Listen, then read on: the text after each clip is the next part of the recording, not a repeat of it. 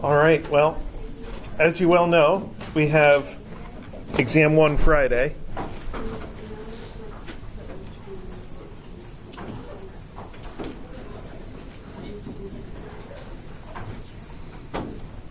And you should bring with you a calculator that works and isn't going to die on you. It should not be your cell phone or an app on your cell phone, I'm sorry. In the real world, you would just probably use your smartphone. But here, I kind of have to test your ability to understand and apply physics, not look things up. And you should bring a pencil so that you can do your work and fill out the Scantron. I will bring everything else. I'll bring your exam, I'll bring the Scantron. I think you'll have plenty of space to do your work. And the equation sheet will be part of the exam, so you don't need to bring your own equation sheet. Some people, as the first thing they do, like to take the equation sheet I provide and like highlight or circle the same equations that they have circled on their own version. That's up to you, but you do have to kind of start with the one that I provide. So, we have an extra class this week to review. What would you like me to go over? What would you like me to explain?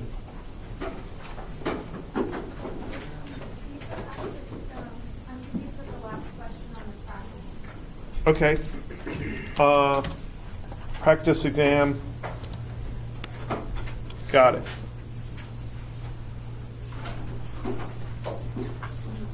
About driving in weird directions? Okay.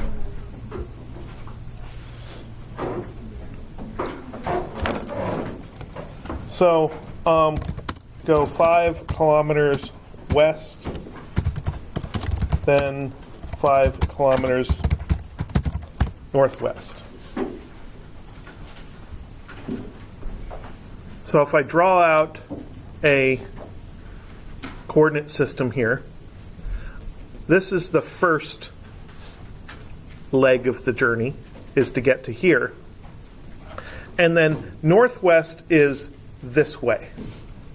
It's halfway between going due north and going due west. And we have to go the same distance. So this is our final point. And the question says, what is the straight line distance between the beginning and the end? So we basically want to find the length of this diagonal right here.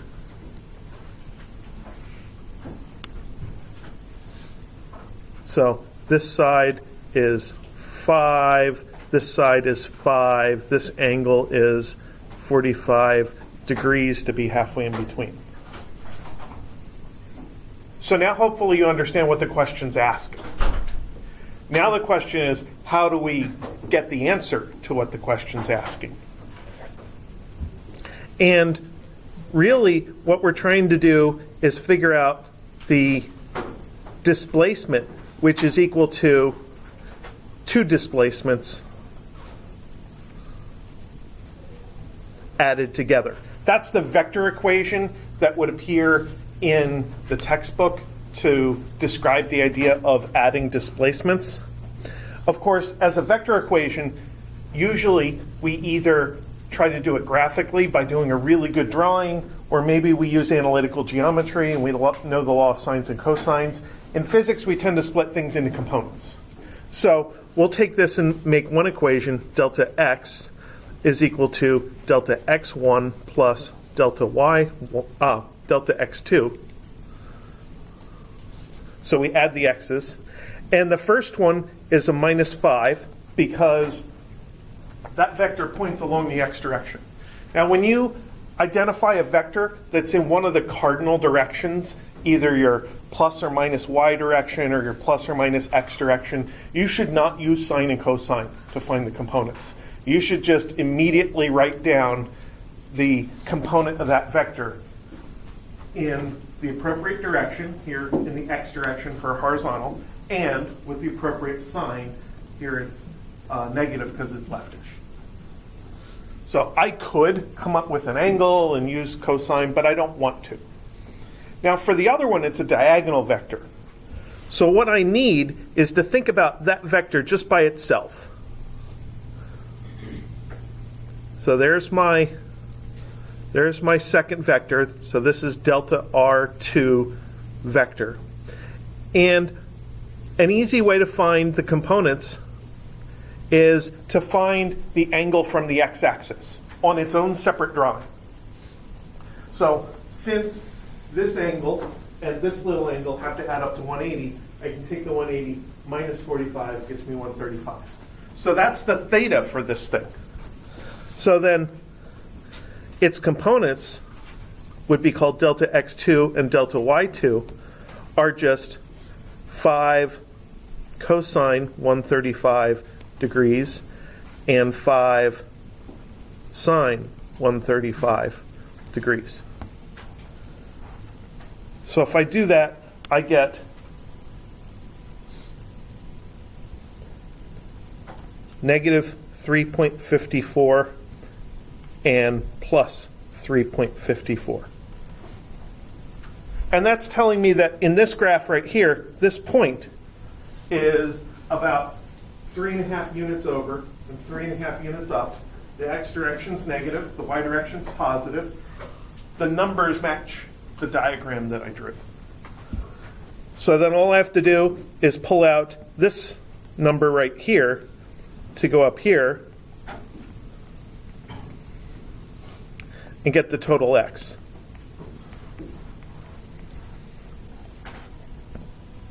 And I guess the units are kilometers. So that's one part of what I needed to answer the original question. I also need the total y. So that's delta y1 plus delta y2. But the first vector doesn't go in the y direction. It just goes horizontally. So that's 0. I could even cross it out and put a 0 there. And this is just plus 3.54.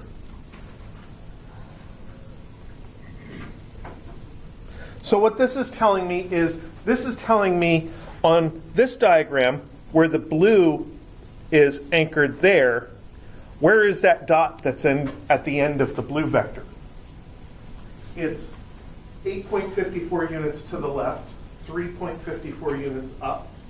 And now that I know the x and y coordinates of a single vector, now I can combine them together and get magnitude of delta r is square root of 8.54 squared plus 3.54 squared, which is hopefully 9.24.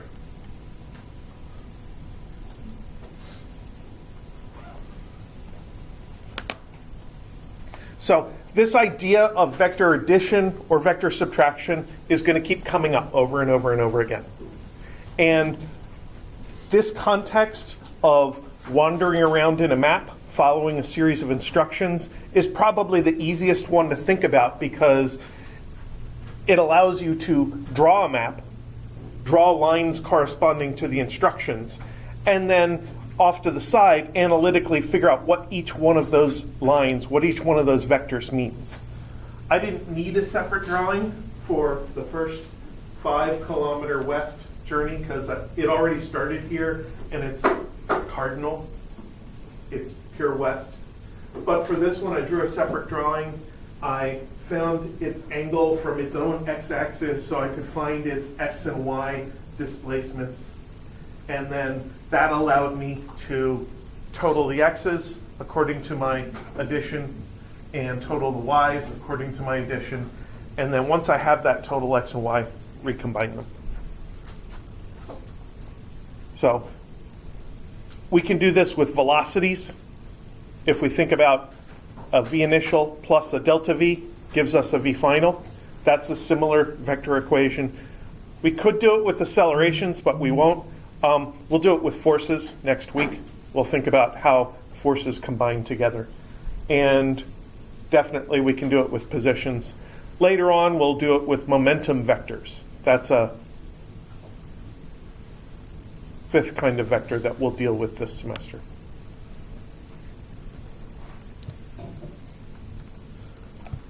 So after you practice splitting vectors into components, adding the x's, adding the y's, and putting them back together, it gets to be methodical, and then you can just do it. So this will get easier with practice.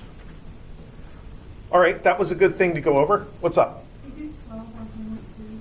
On homework 2, yeah. So I just have to click into Blackboard here. It's remembering that I'm logged in. I go over to our class, and then I click on WebAssign, and then I click on homework 2, and then I click on number 12. This is actually so much faster than it was like 3 years ago. All right, this is the football kick, right? Yeah? Okay. So,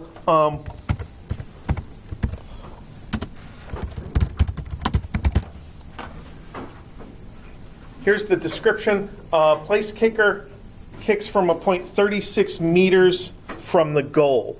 So I'm going to set up a ground level here. There's my 36 meters is between there and there. And the crowd wonders whether this kick is going to clear the crossbar, which is 3 meters tall. So there's a kind of effectively a wall here, where if the ball goes under the top of the wall, then it doesn't make it, and if it goes over the top of the wall, it does. And the ball leaves the ground with a speed of 23.4 meters per second and an angle of 51 degrees. So we'll draw an angle here, 51 degrees above horizontal, and 23.4 meters per second. And then we have to imagine what's going to happen a little bit. Ultimately, we want to know whether the ball makes it or not. And in the end, whether at the point it gets to the being over the crossbar or under it, it's going upward or downward. Those are the two questions, right? So we should imagine possibilities. Maybe it's going so fast it's going to end up like this. Maybe it's actually going to bend downwards and go like that. So we're dealing with projectile motion, and since our projectile motion is divided into an x analysis and a y analysis, we kind of have to start out by finding the components of this vector. Vx is 23.4 cosine 51 degrees, and v initial y is 23.4 sine of 51 degrees. So those are some intermediate numbers that we care about, but we don't know them immediately. 23.4 times cosine of 51 is syntax error. What? I had junk on my screen. And I hit a space bar. There we go. 14.73 meters per second. And then 23.4 times sine of 51 is equal to 18.19. This is a good chance to see if this intuitively matches what we should expect. This angle is a little more than 45, so the velocity is a little more up than across, and the velocity is a little bit more up than across. So if it's less than 45, you would expect the x component to be larger. More than 45, you expect the y component to be larger. So far, we're doing okay. Now we have to think about our equations of projectile motion. And those are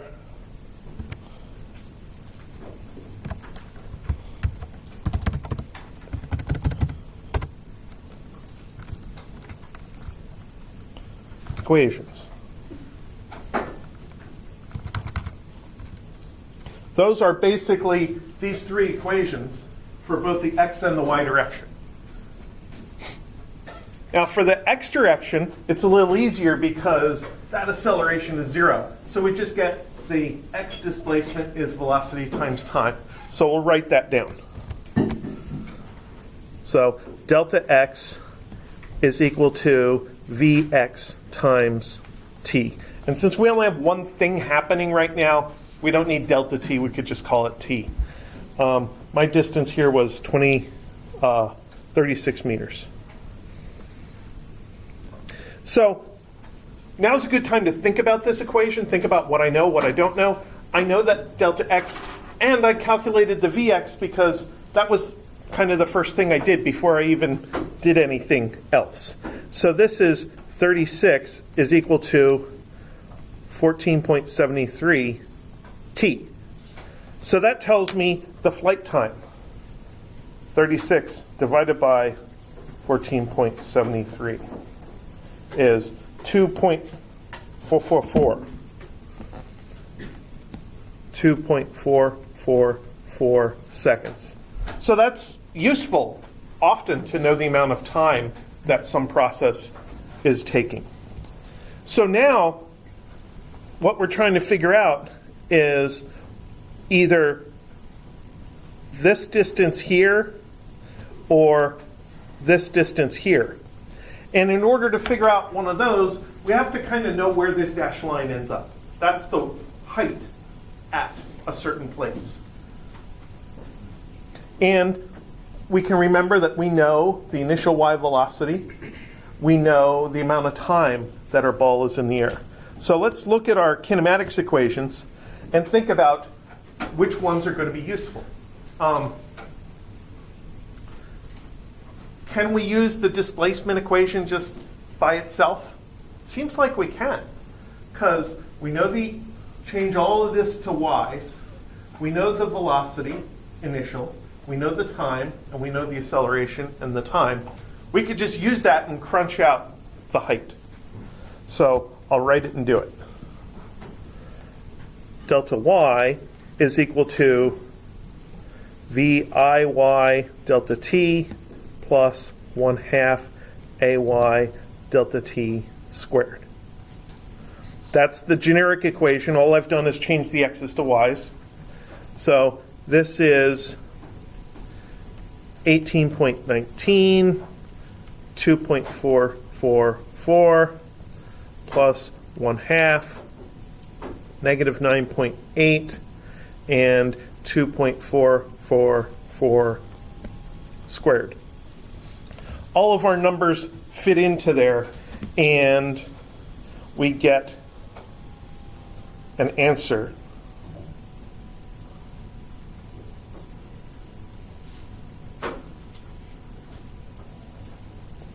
Check my work. I think it comes out to 15.2 meters.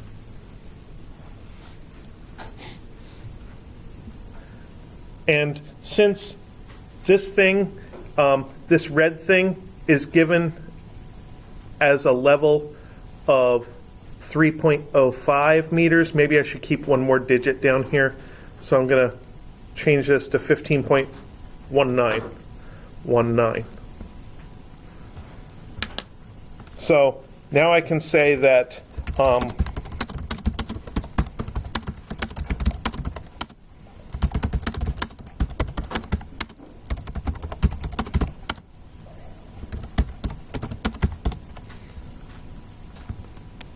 my ball is definitely above the crossbar. It's very high in the air. Now the next part of the question is it rising or falling?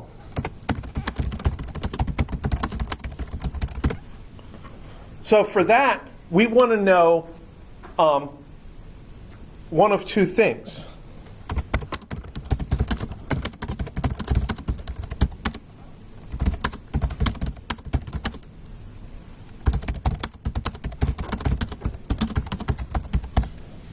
We could find the peak of this trajectory, and If it hits the peak before the 36 meter mark, then it's on the way down.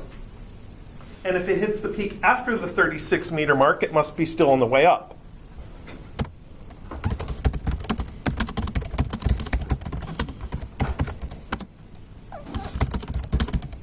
Whoops.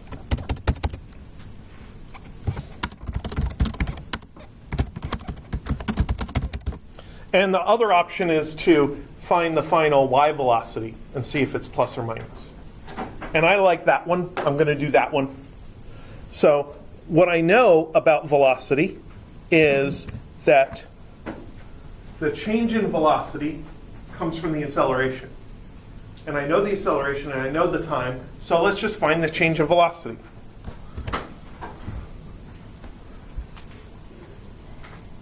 So I do my delta Vy is Ay delta t. So that's my minus 9.8. And my delta t is 2.444. So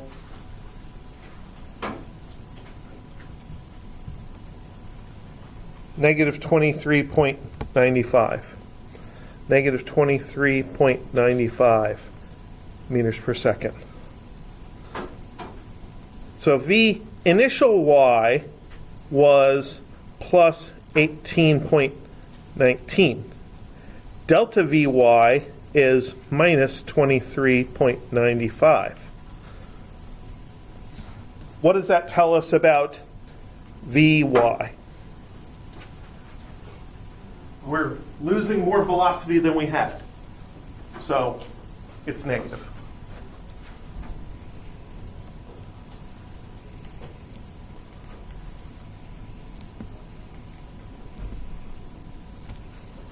And we actually don't need to do the subtraction because all we care about is the sign. So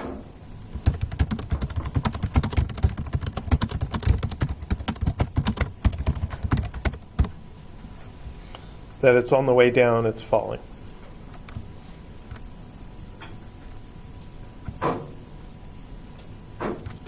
So when you approach any projectile motion situation, you should think, I know that this is constant acceleration. What's your reminder about that? Here's a line about free fall. The y acceleration is minus g, the x acceleration is 0. And once you know that you're in a constant acceleration situation, you should think about using those important constant acceleration equations. So that is this one, and this one. They apply to the x direction with a equals 0, which makes most of them boring, except that in the x direction, you just get to use this part. And of course, they apply in the y direction with the acceleration of minus g, which is minus 9.8. And then you want to see how the information that you know helps you use the equations to figure out more things. And depending on what you know and what you don't know, different equations might be useful at different times. So you check an equation, see if it gets you a lot of information. If not, move on to another equation. And if you get through all the equations and none of them give you a numerical clue about another variable, then you might be in a simultaneous equation situation. I'm not planning on doing that to you on the test on Friday. So you should be able to find an equation that applies to your situation that gives you a numerical clue.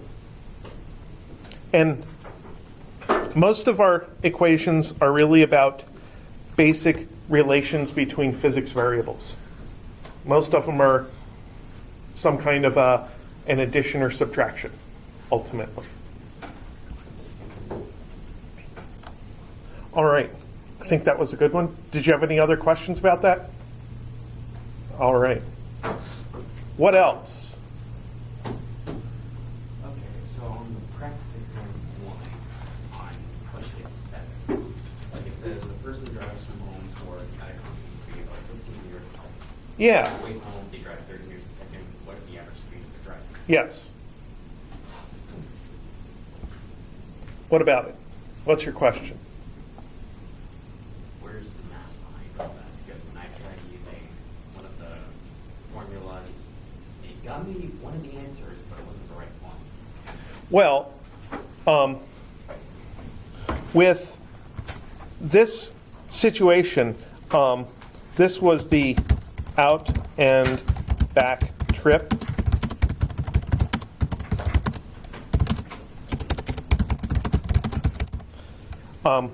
It was specified as having constant speed during each leg. So we talked about this, here it is, during lecture 2. And basically, you want to split your thinking into the first stage of the motion and the second stage of the motion. And you can add up the times of the two stages to get a total time, and you can add up the distances of the two stages to get a total distance. And ultimately, the definition of average speed is total distance over total time. So to find average speed down here, I used the total distance 20 over the total time 7.5. And then the rest of it is just breaking apart the first leg and the second leg by themselves to figure out what is the distance of that leg and the total time of that leg. Now, in that question 7 on the practice test, it didn't say what the length of a leg is. So make something up. Call it X to represent the length of a leg.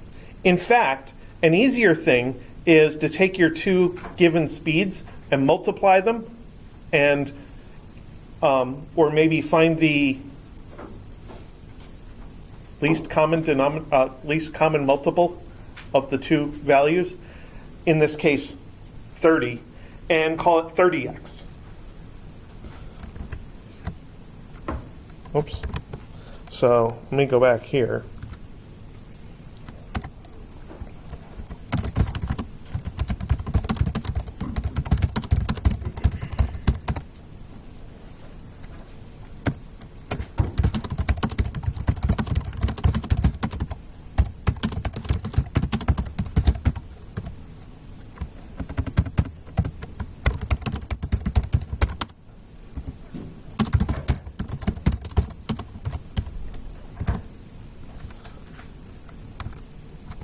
So, example, if V1 is equal to 15 and V2 is equal to 30, the LCM is equal to 30, and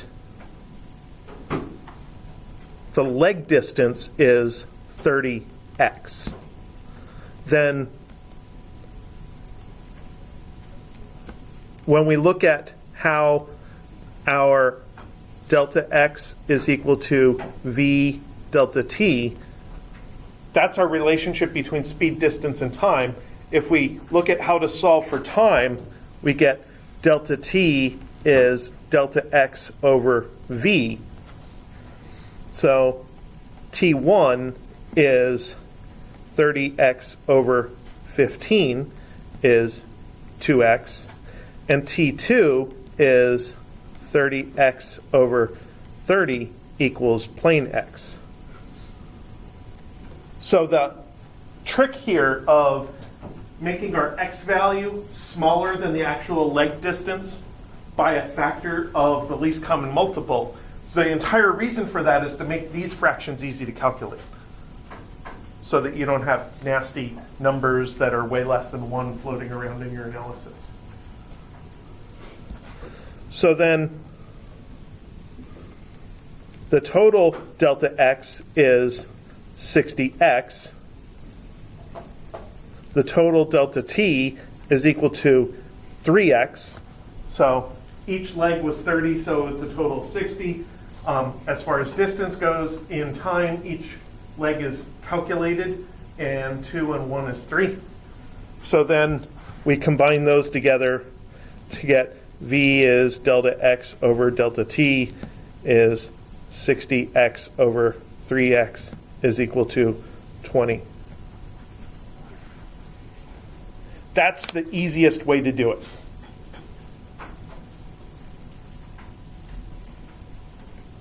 Now, you might have picked out a formula on the equation sheet that looks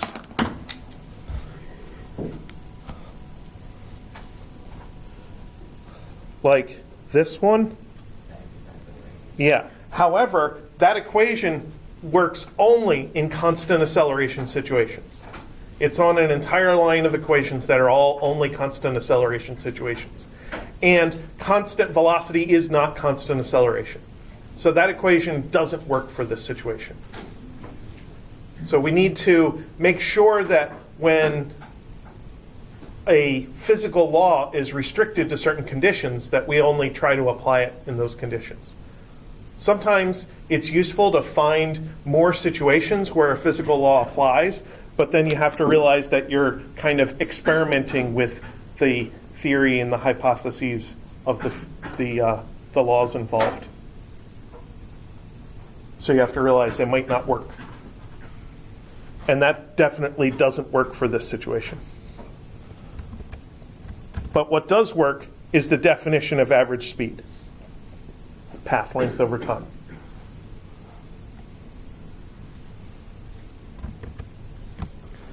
All right. That was a nice quick one.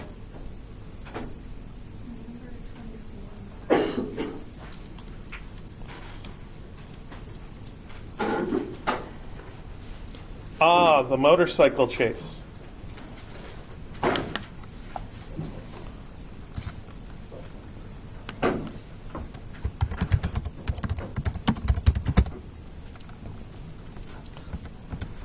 So the first thing to do is to get a sense of what these two objects are doing. You almost had to do the same thing in the tortoise and the hare situation. You had to think about what is each one doing and think about a series of snapshots of where the objects are at different times. And in this one, we have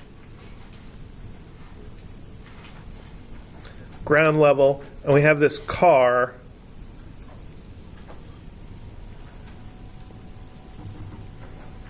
And then I'll do a separate drawing for the police, which is a motorcycle. So what does a motorcycle look like? I'm drawing a police moped. Okay. It is what it is. So the car is described at as having a constant v is equal to 30 meters per second. And the police are described as having an acceleration equals, in the practice test it was 5 meters per second squared, and v initial is equal to 0. So ultimately, if we're going to catch this car, we need to get to a final place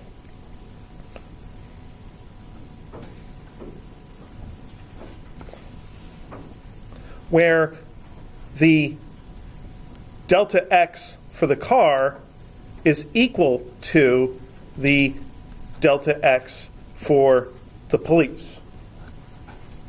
So then we have to think about, how do we calculate each one of those things? How is that displacement, the physical distance between two photographs?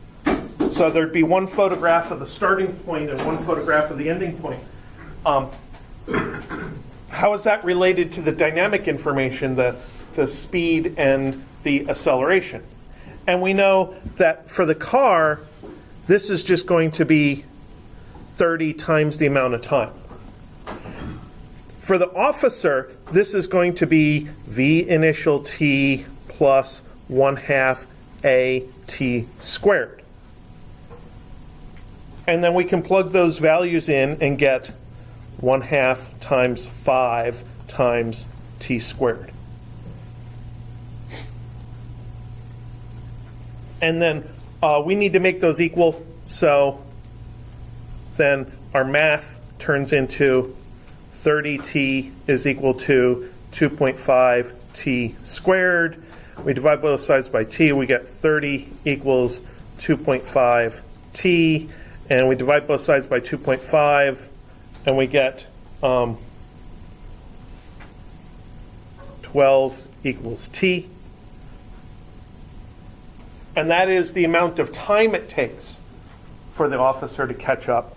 Then we can plug that back in and get delta x car is equal to 30 times 12 is equal to 360.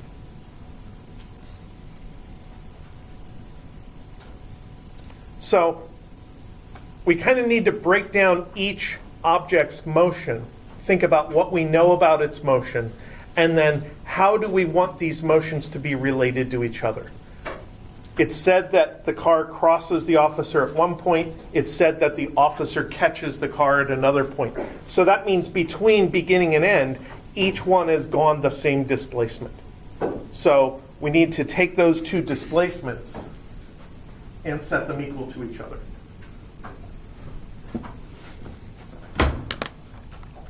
Now, there's another version of this that may or may not have been on your homework.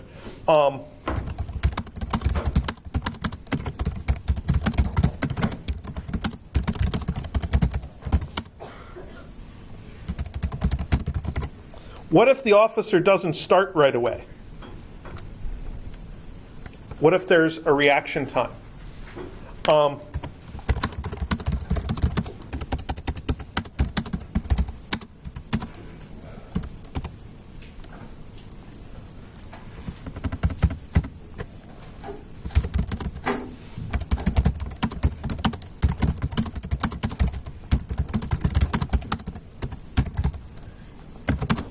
So then we know that the officer only moves for a certain amount of time. I'm going to call that T of the police.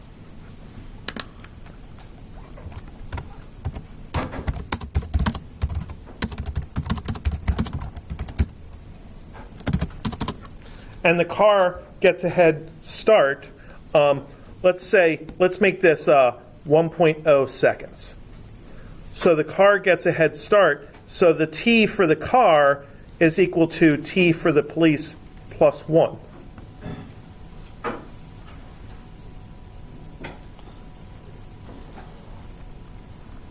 So then I'm analyzing the car's motion from the moment they crossed where the police officer is to the end. And I'm analyzing the police officer's motion from the moment they start moving to the end. And I can still say that delta X car is delta X police. But now this is 30 times T plus 1 is equal to 1/2 times 5 times T squared. So this now turns into 30T plus 30 equals 2.5 T squared. And it's a little bit nastier to solve because that's now a quadratic equation. Before, we had T in every single term. We could divide it out, and then we got rid of the T squared, nice and easy. This time we can't do that. So the best we can do is assemble it as a quadratic equation. We could just ask Wolfram to solve it just like this. Some of you have a calculator that will solve it just like this. Sometimes you may need to rearrange this as 0 equals 2.5 T squared minus 30T plus 30. And then you can apply the quadratic formula or apply your quadratic equation solver.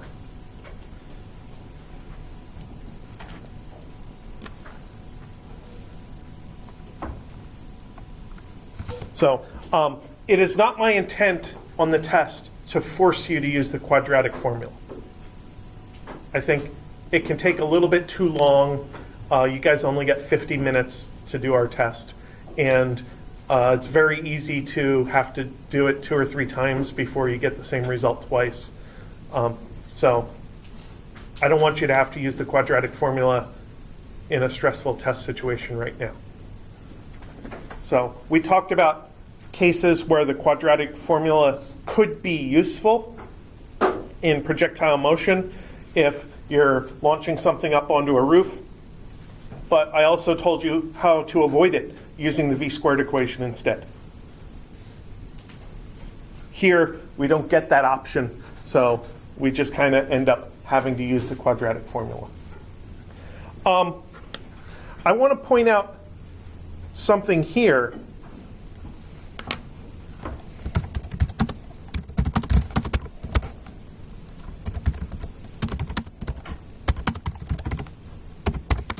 That 30t plus 30 kind of has physical meaning. Since this t is the officer's movement time, 30t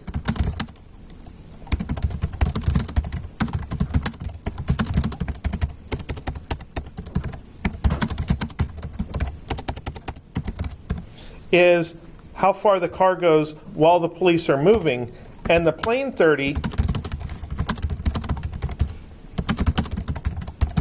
is the car's head start in terms of distance. So in that 1 second of delay, the car moved 30 meters. So that's an alternate way of thinking about this, is that the car's displacement is actually an extra 30 meters from the very beginning.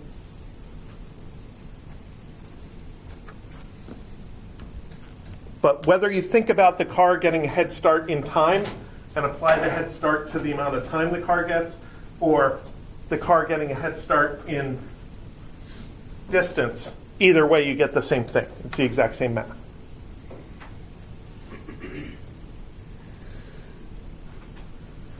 All right.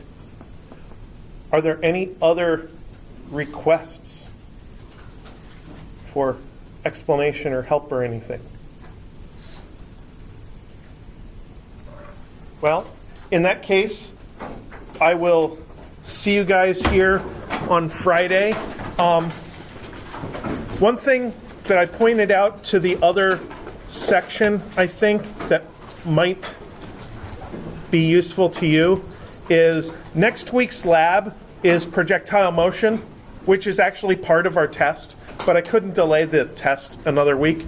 So you might want to look at the pre-lab practice for projectile motion as an additional place to practice these kinds of situations.